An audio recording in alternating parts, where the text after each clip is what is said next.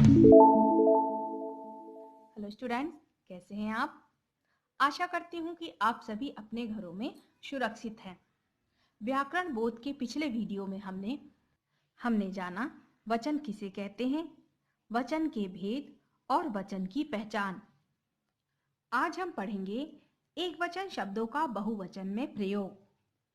कई बार एकवचन शब्दों का प्रयोग बहुवचन के रूप में किया जाता है, जैसे आदर और सम्मान के लिए पिताजी बाजार से लौट आए, माताजी कल दिल्ली जाएंगी, मंत्री जी भाषण दे रहे हैं और विधि दीदी अच्छा गाती हैं। इन वाक्यों में पिताजी, माताजी, मंत्री जी और दीदी शब्द एक वचन है। आदर और सम्मान प्रकट करने के लिए वाक्यों में इन शब्दों का प्रयोग बहुवचन में किया गया है। दूसरा है, अहंकार प्रकट करने के लिए भी एक वचन शब्दों का बहुवचन में प्रयोग किया जाता है, जैसे यह हमारी बस्ती है, कोई हमें छूकर तो दिखाए, हम गणपत राय के भाई हैं, एरे गेरे नहीं, हमने धूप में बाल सफेद नहीं किए हैं, पुलिस अधिकारी बोला। इन वाक्यों में मेरी, मुझे, मैं और मैंने के स्थान पर इनके बहुवचन रूप हमारी, हमें, हम और हमने का प्रयोग अहंकार प्रकट करने के लिए किया गया है। तीसरा है, अभिमान प्रकट करने के लिए। हम देश के लिए अपने प्राण दे देंगे, नौजवान बोले। हमने मैच जीत कर दिखा दिया, सचिन ने कहा। हमने अपहरणकर्ता से व्यापारी को छुड़ा लिया, पुलिस आयुक्त ने कहा। इन वाक्यों में मैं, मैंने के स्थान पर हम और हमने बहुवचन शब्द का अभिमान प्रकट करने के लिए आए हैं। आइए अब जाने वचन संबंधी ध्यान रखने योग्य बातें। पहला है, मामा, नाना, चाचा, काका, दादा आदि संबंध सूचक संज्ञाओं का प्रयोग दोनों वचनों में एक समान होता है, जैसे मेरे बड़े चाचा जी आए हैं और मेरे दोनों चाचा कानपुर में रहते हैं।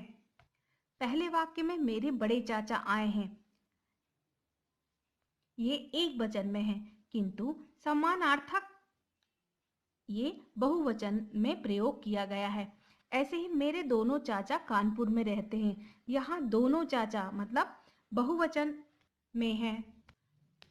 ध्यान रखने योग्य दूसरी बातें हैं कि जिस शब्दों के अंत में अ, आ, ई, उ तथा औ आते हैं, उनके साथ जब ने, को, से, के लिए, का, के, की, में आदि परसर्गों का प्रयोग किया जाए तो बहुवचन के मूल शब्द के साथ ओ या यो हो जाता है, जैसे घोड़ा दौड़ता है, घोड़े दौड़ते हैं, घोड़ों ने दौड़ लगाई, बच्चा खाना खाता है, बच्चे खाना खाते हैं, बच्चों ने खाना खाया, लड़की गीत गाती है, लड़कियां गीत गाती हैं, लड़कियों ने गीत गाया।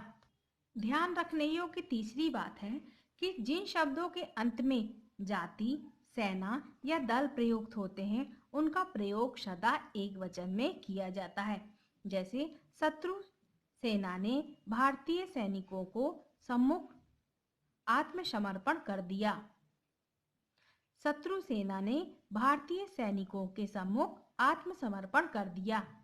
और पर्वतारोहियों का दल तेजी से आगे बढ़ा।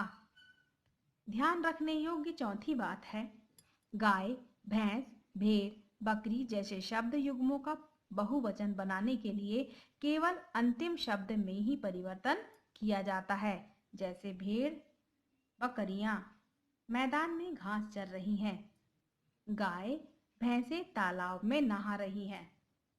वचन परिवर्तन के नियम। पहला, आकारांत स्त्रीलिंग शब्दों में अंत में ए लगाकर, जैसे बालक, बालिका, बालिकाएं।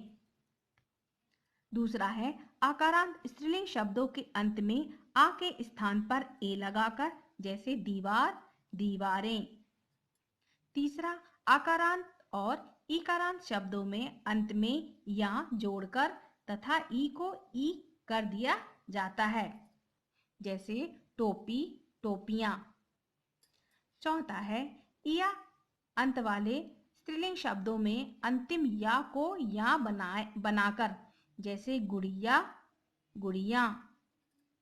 पांचवा है आकारांत पुल्लिंग शब्दों में अंतिम अ के स्थान पर ए लगाकर, जैसे झंडा, झंडे। छठवा है उकारांत, उकारांत और ओकारांत स्त्रीलिंग शब्दों के अंत में के साथ ए जोड़कर तथा ऊ को ऊ कर देते हैं, जैसे वस्तु, वस्तुएं, वधु, वधुएं। और सातवां है कुछ शब्दों के साथ जन, गण, वृंद और वर्ग लगाकर, जैसे कवि, कविगण, पक्षी, पक्षी वृंद और प्रजा, प्रजाजन। तो स्टूडेंट्स, आज के लिए इतना ही। अगले वीडियो में हम ज्ञान परीक्षण करेंगे। आज का आपका होमवर्क है वचन पाठ का पुनः अभ्यास करें। Okay students.